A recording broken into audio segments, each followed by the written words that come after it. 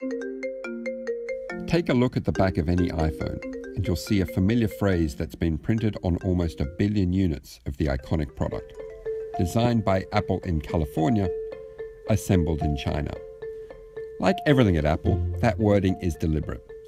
Apple designs the exterior, writes the software, researches new technologies, and develops its own chips in California, which allows it to sell devices for 65% more than their cost.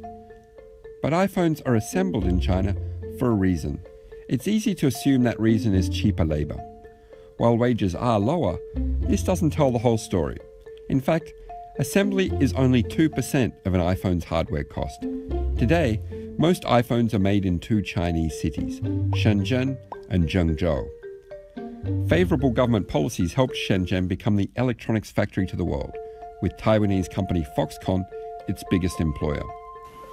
As a result, thousands of companies and millions of workers have moved to this southern Chinese city to be close to the action. During peak iPhone season, Foxconn hires almost 1 million people, cutting its workforce to a few 100,000 during low season. Such a cluster effect in Shenzhen means that most of the components needed to make a phone, a laptop, or a drone are within a 50-mile radius. Attempts to recreate this cluster have so far failed. Brazil is the perfect example. Apple was facing high import tariffs in Brazil and urged Foxconn to make iPhones there. After securing local incentives, Foxconn built a factory, but very little changed. Rather than doing lots of high-level manufacturing in Brazil, Foxconn continued to do most of the work back in China, where the supply chain was nearby and parts could be pre-assembled.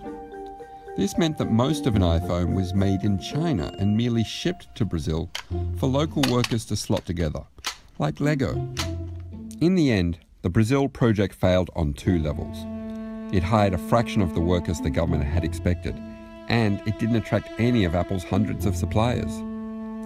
If an iPhone is to be made in the US, it's more likely to follow the Brazil model, not the Shenzhen model, which means far fewer jobs, and for those workers, making for Apple would be as seasonal as picking apples.